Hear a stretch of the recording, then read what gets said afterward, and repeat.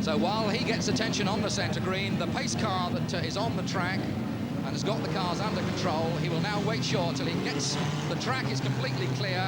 He will pull off, the starting marshal will drop the green flag, and we will resume. And in fact, we're now back racing again.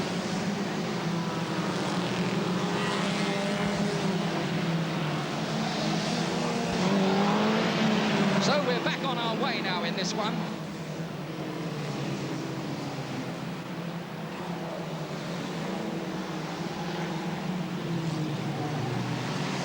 Well, there's Eddie George, that's Robert George. It's always confusing, father and son out there. But that's Eddie George, and looking at the lap sheets, he's a little way back at the moment. He's somewhere about 10th or 11th at the moment. 145 is the leader, 303 is second, and 115 is third, and he's in trouble. In fact, Robert George there, halfway around that turn, finds himself in a bit of bother, and in a championship event like this, you really cannot afford to make those sort of mistakes. There's the father, in fact, that's Eddie George in 226. There's Conrad Self in 636, but they're a long way back. Ray Gowdy in 156, another of the top men. There's Eddie Aldous again. So it's still 145, that's Nick Cannon, the leader.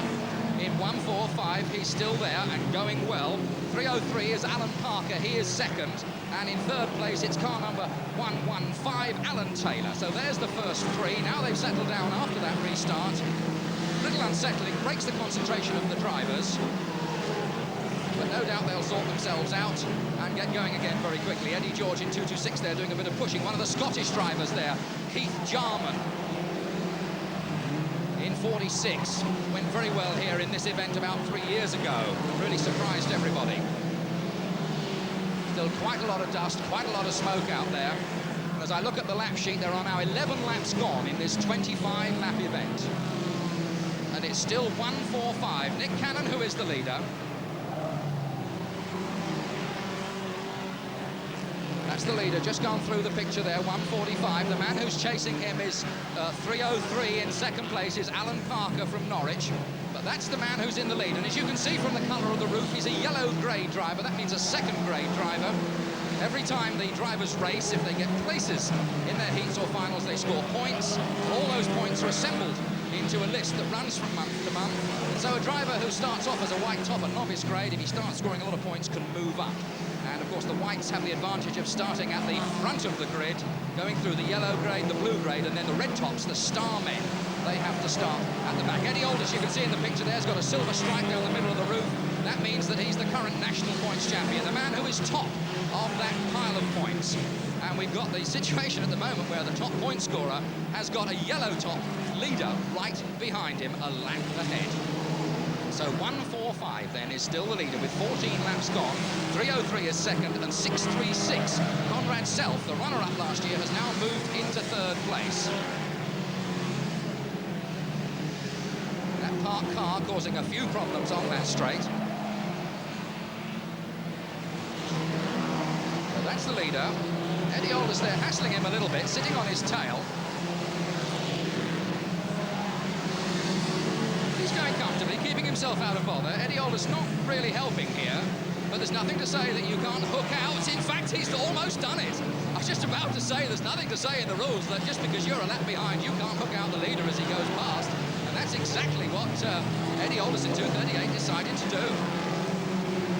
So he's back in again, and let's see what that's done, in fact, to the placings. I think he's still there because 303 was some little way behind. No, 303, in fact, nipped past while that was going on. 303, in fact, has now taken it up.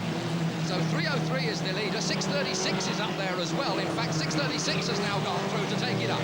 So it is 636. Conrad Self is now in the lead. The place is chopping and changing here very quickly. Conrad is a driver who really knows what he's doing. As I said, he was second last year. He's a local driver, probably races at this particular circuit to more than any other. So he knows the tricks. He's been around a little while.